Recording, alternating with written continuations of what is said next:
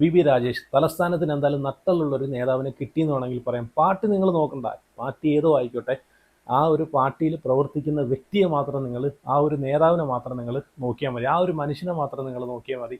V Rajesh നട്ടലുള്ളൊരു നല്ലൊരു മേയറെയാണ് ട്രിവാൻഡ്രംകാർക്ക് കിട്ടിയിരിക്കുന്നത്. പുള്ളിയുടെ ഓരോ സ്പീച്ചിലും, പുള്ളിയുടെ ഓരോ മീറ്റിങ്ങിലും പുള്ളി സംസാരിക്കുന്ന പുള്ളിയുടെ പക്വത, വിനയം, ഓരോ കാര്യങ്ങളിൽ പുള്ളി എടുക്കുന്ന തീരുമാനം, അതിലൂടെ തന്നെ നമുക്ക് മനസ്സിലാക്കാം പുള്ളി തലസ്ഥാനത്തിന് കിട്ടിയ ഏറ്റവും നല്ല അടിപൊളി ഒരു മേയർ തന്നെയാണെന്ന് പറയാം.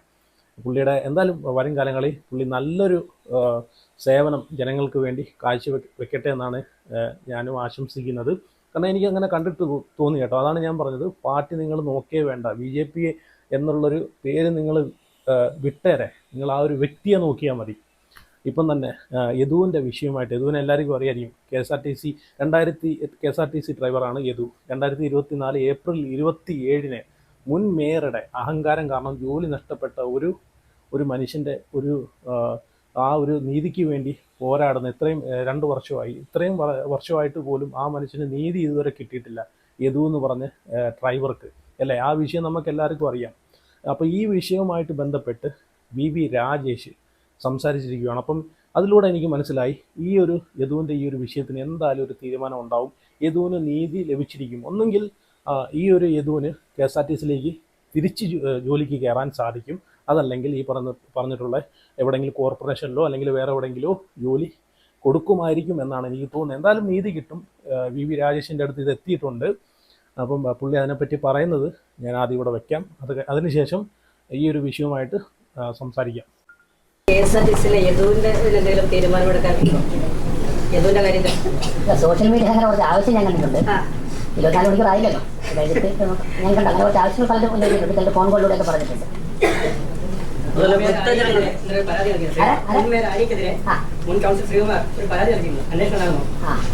അതൊരു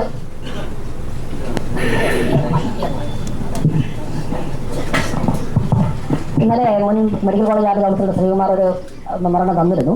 അതിന്റെ സാധ്യതകൾ എന്താണെന്ന് നോക്കിയിട്ടില്ല, വാങ്ങിയിട്ട് നല്ല തിരക്കായിരുന്നു നോക്കാം.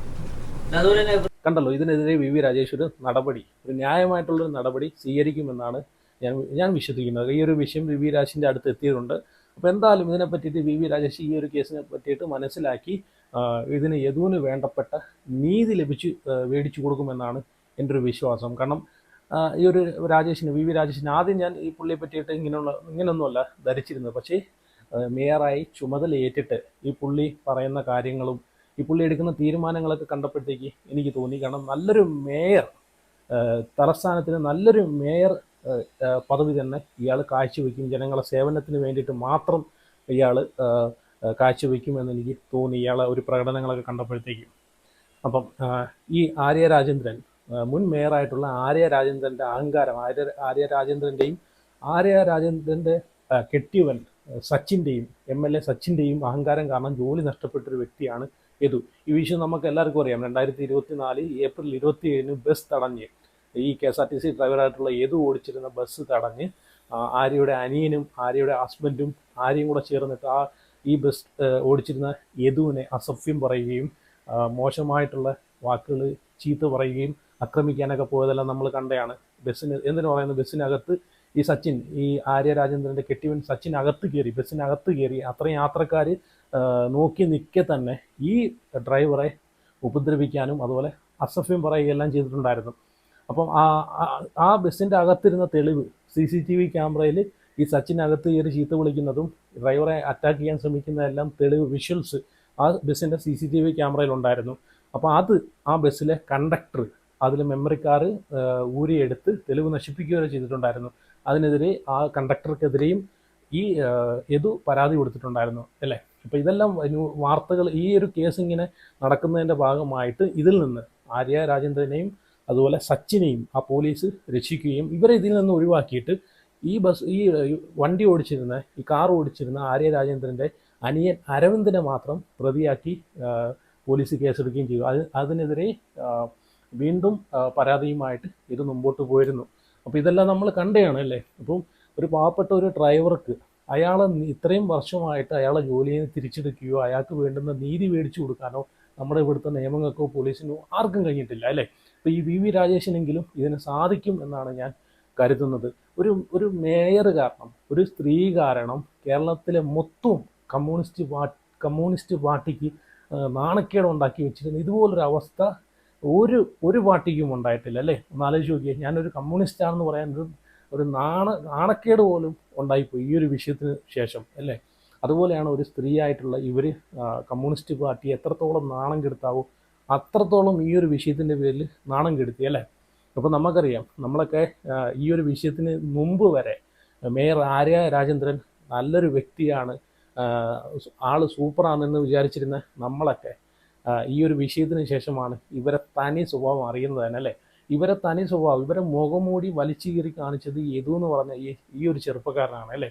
അതിനുശേഷമാണ് ആര്യ രാജേന്ദ്രൻ്റെ തനി സ്വഭാവം ജനങ്ങൾ കാണുന്നത് അല്ലേ? എന്തായാലും ഈ ഒരു സംഭവം ലൈവായിട്ട് കണ്ടിരുന്ന ആ ബസ്സിൽ ഒരു യാത്രക്കാരൻ പറയുന്ന വാക്കുകൾ ഞാനിവിടെ വെക്കാമെന്ന് നിങ്ങളൊന്ന് ജസ്റ്റ് ഒന്ന് കേട്ട് നോക്കുക. ആ യാത്രക്കാരൻ പറയുന്നത്, ഈ ഒരു സംഭവ സ്ഥലത്ത് ഈ സച്ചിൻ കയറി വണ്ടിക്കകത്ത് കയറിയിട്ട് ഈ യദുവിനെ ചീത്ത വിളിക്കുകയും അസഭ്യം പറയുകയൊക്കെ ചെയ്തല്ലോ, അറ്റാക്ക് ചെയ്യാനൊക്കെ പോയല്ലോ. ആ ഒരു വിഷ്വല്, ആ ഒരു ലൈവായിട്ടുള്ള ആ ഒരു സംഭവങ്ങളൊക്കെ ലൈവായിട്ട് കണ്ടുകൊണ്ടിരുന്ന ഒരു യാത്രക്കാരനുണ്ട്. കാരണം ഇപ്പം ഇതൊന്നും തെളിവില്ല, കാരണം ഈ തെളിവൊക്കെ പോലീസും നശിപ്പിച്ചു, അതുപോലെ ഈ പറഞ്ഞിട്ടുള്ള കണ്ടക്ടറും നശിപ്പിച്ചു. അതിനകത്ത് മെമ്മറി കാർഡായിരുന്നു തെളിവ്. ആ മെമ്മറി കാർഡ് ഇപ്പോൾ ഇല്ല. മെമ്മറി കാർഡ് ഉണ്ടായിരുന്നെങ്കിൽ ഇതിന് മറ്റുള്ള സാക്ഷികളെ ഒരു ആവശ്യമില്ലായിരുന്നു. കാരണം വിഷ്വൽ അതിനകത്ത് കിടക്കുവാണല്ലോ. ഈ സച്ചിൻ എന്ന് പറയുന്ന ഇവൻ കയറി യദുവിനെ ചീത്ത വിളിക്കുന്നതും അസഭ്യം പറയുന്നതും അടിക്കാൻ പോകുന്നതൊക്കെ ആ വിഷ്വൽ അതിനകത്തുണ്ടായിരുന്നു. അപ്പോൾ ആ തെളിവ് നശിപ്പിച്ചുകൊണ്ടാണ് ഇവർക്ക് ഇത്രയും നാളും ഈ രണ്ടുപേർക്കും പിടിച്ചു നിൽക്കാൻ സാധിച്ചത്. അല്ലെങ്കിൽ ഒരു കാരണവശാലും ഇവർക്ക് പിടിച്ചു നിൽക്കാൻ സാധിക്കത്തില്ല. എന്തായാലും ആ ഒരു വിഷ്വൽ ലൈവായിട്ട് കണ്ടിരുന്ന ഒരു യാത്രക്കാരൻ പറയുന്ന ഒരു ഓഡിയോ ഞാൻ ഇവിടെ വയ്ക്കാം. അത് നിങ്ങളൊന്ന് കേട്ടു നോക്കുക. എന്റെ പേര് ദൈവസഹായം. എവിടെ സ്ഥലം? എന്റെ വീട് കുളിത്തറ, തിരുവനന്തപുരം കുളിത്തറ. തിരുവനന്തപുരം കുളിത്തറ സ്വന്തം വീട്. ഞാൻ വീട്ടിൽ പോകാറുണ്ട്. ഞാൻ എനിക്ക് സുൽത്താൻബത്തേരി പണിയായിരുന്നു. അവിടെ നേരെ ഒരു വണ്ടി നേരെ തൃശ്ശൂർ കഴിഞ്ഞിട്ട് ആ ബസ്സിൽ കയറിയതാ. അത് ആലപ്പുഴ വരുന്ന വണ്ടിയാണ്. കയറിയിട്ട് ഞങ്ങൾ അതേപോലെ തന്നെ കയറി വന്നിട്ട് ആ തിരുവനന്തപുരത്ത് ആ മേയർ പെണ്ണിന്റെ ഭർത്താവ് സജിന്റെ എം.എൽ.എ നമുക്ക് അറിയത്തില്ല. പക്ഷെ അവിടെ എനിക്ക് കുളിത്തറ പോകാനുള്ള ഞാൻ അന്നേ പറഞ്ഞ 10 ദിവസം തന്നെ പറഞ്ഞ ഇത് വന്നപ്പം തന്നെ ഞാൻ ഈ കുളിത്തറക്കാരനാണ്, കന്യാകുമാരി ഡിസ്ട്രിക്റ്റിലാണ്, കുളിത്തറയാണ് എന്റെ വീട്. എന്റെ അട്ട സടക്ക ഫുള്ള് ഞാൻ പറഞ്ഞ ഏത് കുറവ് വിളിച്ചാൽ ഞാൻ എത്തുമെന്നും പറഞ്ഞ. അന്ന് എന്താ സംഭവിച്ചതെന്ന് പറയാമോ? അന്ന് സംഭവിച്ചെന്ന് പറഞ്ഞാൽ ഇവര് നേരെ ബസ് നേരെ കുറുക്കെ പിടിച്ച് കാർ കുറുക്കെ പിടിച്ചിട്ട് ഒരു ചേട്ടൻ ഒരു എം.എൽ.എ എന്ന് പറഞ്ഞു. ആ പുള്ളി ഇറങ്ങി വന്നിട്ട് ബസ്സിനകത്ത് കയറി വന്നിട്ട് പറഞ്ഞു, ഈ ബസ്സിന് അങ്ങോട്ട് പോകില്ല, നിങ്ങൾ ഇവിടെ ഇറങ്ങി യാത്രക്കാരിലൊക്കെ പോകുന്നു പറഞ്ഞ് പ്രശ്നം ഉണ്ടായി. അപ്പൊ കണ്ടക്ടർ പ്രൈവറ്റ് സീറ്റിൽ തൊട്ടടുത്തിരിപ്പുണ്ട്. ഇപ്പുറത്ത് ഒരു സീറ്റ് ഒരാളിരിക്കുന്ന സീറ്റില്ലേ, രാത്രി ആയതുകൊണ്ട് അവിടെയാണ് ഇരിക്കുക.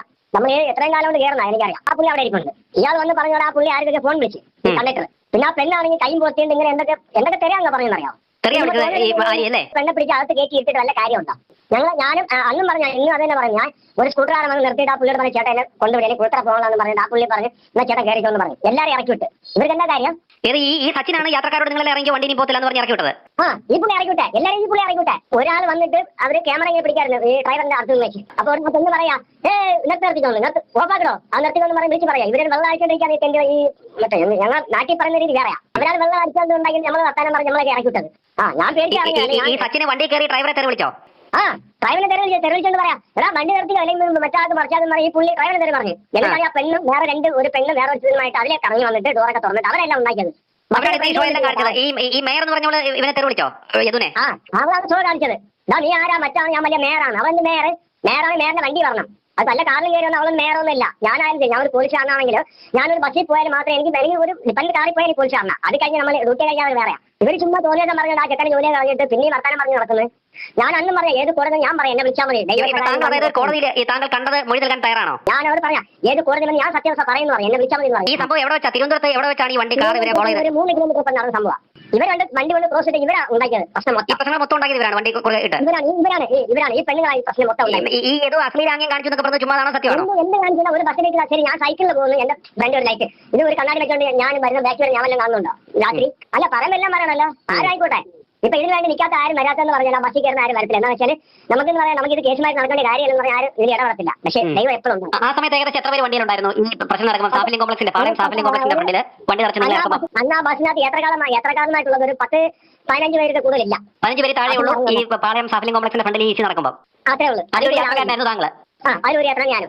ബസ്സിന് പോവില്ല, ഇനി ബസ് പോവില്ല, നിങ്ങൾ യാത്രക്കാർ മൊത്തം ഇറങ്ങിച്ചോ, ഇത് വിഷയമാണെന്ന് പറഞ്ഞുകൊണ്ട് ഇറക്കി വിട്ട്. പിന്നെ നമുക്ക് എന്താ പറയാൻ പറ്റും? ഞങ്ങൾ കുടിച്ചിരിക്കാൻ വല്ല തെരയൊക്കെ പറഞ്ഞേനെ. പിന്നെ ഒന്നും മിണ്ടിയില്ല. എന്നാൽ നമുക്ക് നാട്ടിൽ പോകണ്ടേ. അങ്ങനെ അവർ രണ്ട് വണ്ടി ഓട്ടാളം നിർത്തി അവരൊന്നും നിർത്തിയില്ല. പിന്നെ ഒരു സ്കൂട്ടർ ആണെന്ന് ചേട്ടാ നേരത്തെ ബസ്സിന്റെ കേടാണ് പോവാന്ന് പറയും. ഇവര് പെണ്ണെ തെറിയ വിളിക്കുന്ന ആ ഡ്രൈവറിനെ മേയർ ആര്യാണെന്നാണ് ഇത്ര വിളിച്ചത്.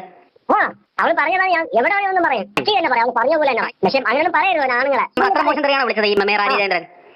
ആ പുള്ളി പറഞ്ഞു ആ പുള്ളി പറഞ്ഞു നിങ്ങൾ നേരാന്ന് എനിക്ക് അറിയത്തില്ല നിങ്ങൾ ഈ വണ്ടി വന്നത് നിങ്ങൾ ആ വണ്ടിയിലാണ് ഈ സർക്കാർ വണ്ടി തന്നിരിക്കുകയാണെങ്കിൽ പറഞ്ഞു നേരാ ഞാൻ വണ്ടി സൈഡ് കൊടുത്തു ഒരു സൂപ്പർ ഫാസ്റ്റ് പിന്നെ എങ്ങനെ പോകുന്ന റോഡിൽ നടുറോട്ടിൽ പോകുന്ന വണ്ടി എത്ര യാത്രകൾ ഇറക്കി വിട്ട് അന്നൊക്കെ ശരിക്കും പറഞ്ഞാൽ അന്നൊക്കെ ശരിക്കും നല്ല ആണുങ്ങളുടെ അടിച്ച് പരിപ്പാക്കി വിട്ടേ അവിടെ തന്നെ എന്ത് മേയർ എന്ത് പോലീസ് എന്ത് കാണാനാ ഒരു യൂണിയൻ ഭവനിലാണ് ഇങ്ങനെ ഉണ്ടാക്കുക അതാണ് നടന്ന സംഭവം എന്നെ ആണെന്ന് പറയാം ആ പുള്ളി അത് ഈ പുള്ളി ഈ മൊബൈൽ വിളിച്ച പുള്ളിയും പറഞ്ഞ ഏതോ അവന്റെ നമ്പർ കൊടുത്തു എന്റെ നമ്പർ ആ പുള്ളി കൊടുത്തു എന്നെ വിളിച്ചാൽ ഏത് ഞാൻ വന്ന് പറഞ്ഞു ഞാനൊന്നും പറയാം ഏതൊരു എനിക്കാരും പേരൊന്നുമില്ല കുറെ എല്ലാവരും ഒന്നാ ഒരു കണ്ടക്ടർ ഡ്രൈവറിന്റെ ഇപ്പറായിരുന്നു പിന്നെ ഒരാളെ ഫോൺ വിളിച്ച അയാൾ കണ്ടക്ടർ അവിടെ ഇരുന്ന് അത് ആരെയും എന്താ നമുക്ക് അറിയില്ല ഈ ടച്ചിന്റെ എന്ന് പറയുന്നത് കയറി വന്ന് വെച്ച് മൂപ്പിക്കുക ആ ഇറങ്ങി എല്ലാവരും പൊക്കം വന്ന് വണ്ടിയിൽ പോകത്തില്ല നിങ്ങളൊക്കെ ഇറങ്ങിക്കോ വണ്ടി കേടാണ് മറ്റാണ് എന്നൊക്കെ പറഞ്ഞ് വർത്താനം പറയുമ്പോൾ എല്ലാവരും പെണ്ണുങ്ങളാണ് ഇരുന്ന രണ്ടു പെണ്ണുങ്ങളാണ് അവരൊക്കെ ഇറങ്ങി എല്ലാവരും പോയി എല്ലാവരും ഇറങ്ങി പോയി ഞാൻ എനിക്ക് പോയി പിന്നെ ആ പാവപ്പെട്ട ചെക്കനെ ഇത് ചെയ്യാണ്ട് അവൾ അനുവദിച്ചു അന്ന് ഞാൻ പറഞ്ഞ ഇവൾ അനുവദിക്കുന്നു അതേപോലെ ദൈവം കൊടുത്തു അനുവദിച്ചു കോടതി അതിന് ശക്തമായി വിഷയത്തിൽ ഇടപെട്ടിട്ടുണ്ടല്ലോ. അതിന് ദൈവം നമ്മളെ സർക്കാരിന്റെ കൂടെ അല്ല നമ്മളെ ജനങ്ങളെ കൂടെ ദൈവം ഉണ്ടെങ്കിൽ ഇവളും ഭർത്താവും കോടതി കയറി ഇറങ്ങും അത് ഞാൻ പറഞ്ഞ അന്നൊരു വാക്കാം അത് വാക്കാം പക്ഷെ ഇത് കാണുമ്പോൾ നമുക്ക് സങ്കടം പാവപ്പെട്ട ഒരു ചെക്കനെങ്കിലും ചെയ്യാൻ ഒരു കാര്യമില്ല ഇവർ വെള്ളം അടിച്ചോണ്ട് ഇവർ വെള്ളം അറിഞ്ഞോ ഇന്നവരെ കൊണ്ട് നോക്കണ്ടേ ഡോക്ടറിന്റെ അടുത്ത് പോയിട്ട് ആ ഇവള് വെള്ളം അടിച്ചോണ്ട് വന്ന കല്യാണം പുരയിൽ വന്നാണല്ലോ ഇവള് വെള്ളം അടിച്ചോണ്ട് ആരും അറിഞ്ഞോ പോലീസുകാർ കൊണ്ടുപോയില്ലോ ദൈവസഹായം കുറേ നാൾ ആ വണ്ടിയിലെ പാസഞ്ചർ ആയിരുന്നുവെന്നും അന്ന് കണ്ട കാഴ്ച കൃത്യമായിട്ടും കോടതിയിൽ പറയാൻ തയ്യാറാണെന്നും ഞാൻ ഇതിന്റെ അഭിഭാഷകനോട് പറയാം. പാവപ്പെട്ടവർ നമ്മൾ ഏത് പാവപ്പെട്ടാണ് എനിക്ക് 3 മക്കളുള്ള എനിക്ക് പെണ്ണുമ്പിള്ളൊന്നുമില്ലാത്ത പെണ്ണുമ്പിളൊക്കെ മരിച്ചുപോയി എന്നിട്ട് അന്ന് ഇത് തന്നെ പറഞ്ഞു ഇത് ഇന്ന് ഞാൻ പറയുന്നത് പക്ഷെ ഇത് കാണുമ്പോൾ നമുക്ക് സങ്കടം പാവപ്പെട്ട ഒരു ചെക്കനെങ്കിലും ചെയ്യാൻ ഒരു കാര്യമില്ല ഇവര് വെള്ളം അടിച്ചോണ്ട് ഇവർ വെള്ളം അറിഞ്ഞോ ഇന്നവരെ കൊണ്ട് നോക്കണ്ടേ ഡോക്ടറിന്റെ അടുത്ത് പോയിട്ട്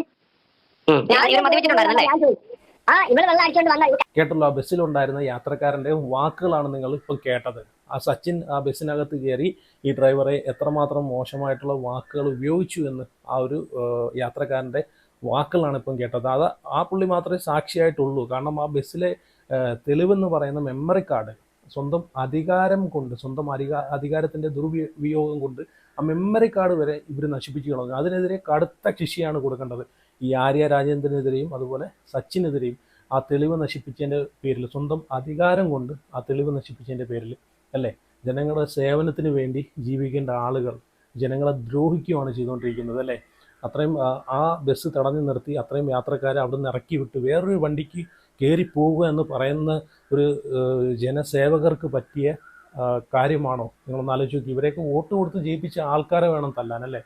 അവരെ മണ്ടരാക്കിക്കൊണ്ടാണ് ഇവർ ഈ പരിപാടിയൊക്കെ ചെയ്തുകൊണ്ടിരിക്കുന്നത് അല്ലേ. ഒന്ന് ആലോചിച്ച് നോക്കിയേ. എന്തായാലും ഇതിനെതിരെ ഈ യദുവിന് ന്യായമായിട്ടുള്ളൊരു നീതി വി രാജേഷ് മേടിച്ചു കൊടുക്കുമെന്നാണ് എൻ്റെ ഒരു വിശ്വാസം. കാണും ഇപ്പോഴത്തെ പുള്ളിയുടെ ആ ഒരു പക്വതയും ആ ഒരു വിനയവും ഓരോ കാര്യത്തിലെടുക്കുന്ന പുള്ളി ഓരോ കാര്യത്തിലെടുക്കുന്ന തീരുമാനങ്ങളും ഇപ്പം തന്നെ കെ എസ് ആർ ടി സിയുമായിട്ട് ബന്ധപ്പെട്ട് പുള്ളി പറഞ്ഞ കാര്യങ്ങൾ കേട്ടയാണല്ലോ. കെ എസ് ആർ ടി സിയുടെയും കോർപ്പറേഷൻ്റെ K S R T C ലാഭം ഉണ്ടാക്കുന്നതെങ്കിൽ അത് കെ എസ് ആർ ടി സിയാണ് ഉണ്ടാക്കുന്നത്, അല്ലാതെ കോർപ്പറേഷൻ അല്ല കെ എസ് ആർ ടി സിക്ക് ലാഭം ഉണ്ടാക്കി കൊടുക്കേണ്ടതെന്ന് നല്ല നട്ടല്ലോടെ ചങ്കുറ്റത്തോടെ വി രാജേഷ് പറഞ്ഞിരിക്കുകയാണ്. അപ്പോൾ അതുകൊണ്ട് ഈ ഒരു വിഷയത്തിൽ യദുവിൻ്റെ വിഷയത്തിൽ വി രാജേഷ് ന്യായമായിട്ടുള്ളൊരു തീരുമാനമെടുത്ത് ഈ യദുവിനെ ഒന്നുകിൽ ആ ജോലിയിൽ തിരിച്ചെടുക്കും, അല്ലെങ്കിൽ വേറൊരു ജോലി കോർപ്പറേഷനിലോ അല്ലെങ്കിൽ വേറെ എവിടെയെങ്കിലും ഒരു ജോലി ശരിയാക്കി കൊടുക്കും എന്നാണ് എൻ്റെ ഒരു വിശ്വാസം. അങ്ങനെ ആര്യ രാജേന്ദ്രൻ്റെ സ്ഥാനവും പോയി, പാർട്ടിക്ക് പോലും വേണ്ടാത്ത അവസ്ഥയിലാണ് ഇപ്പം ആര്യ രാജേന്ദ്രൻ്റെ അവസ്ഥ. ഇനി നിങ്ങൾ നോക്കിക്കോ, ഈ 2 പേർക്കും ഈ സച്ചിനും അതുപോലെ ആര്യ രാജേന്ദ്രൻ്റെ കൂടെ 2 പേർക്കും ചൊറിയും കുത്തി വീട്ടിയിരിക്കുന്ന ഒരവസരം വരും. നിങ്ങൾ നോക്കിക്കോ. ഇപ്പം MLA സ്ഥാനത്തിൻ്റെ കാലാവധി കഴിഞ്ഞ് കഴിഞ്ഞാൽ പിന്നെ സച്ചിന് ഒരു മനുഷ്യൻ പോലും സപ്പോർട്ട് ചെയ്യത്തില്ല, ഒരു മനുഷ്യൻ പോലും വോട്ട് പോലും കൊടുക്കത്തില്ല. ഇപ്പം വെള്ളിത്താലത്തിൽ BJPയുടെ കയ്യിൽ ഇവർ കാരണമാണ് കിട്ടിയേക്കുന്നത്, BJP കൊണ്ടുപോയെന്ന് പറയുന്ന ആൾക്കാരോട് എനിക്കൊന്നേ പറയാനുള്ളൂ, നിങ്ങൾ ആശ്വസിച്ചോ. കാരണം BJPക്ക് കിട്ടിയിട്ടുണ്ടെങ്കിൽ അതിൽ നട്ടലുള്ളൊരു മേയറെ തന്നെയാണ് നിങ്ങൾക്ക് കിട്ടിയിരിക്കുന്നത്. വി രാജേഷ് എന്ന് പറഞ്ഞൊരു മേയറെ. പുള്ളി നല്ലൊരു ഭരണം തന്നെ നിങ്ങൾക്ക് സമ്മാനിക്കുമെന്നാണ് എൻ്റെ ഒരു വിശ്വാസം.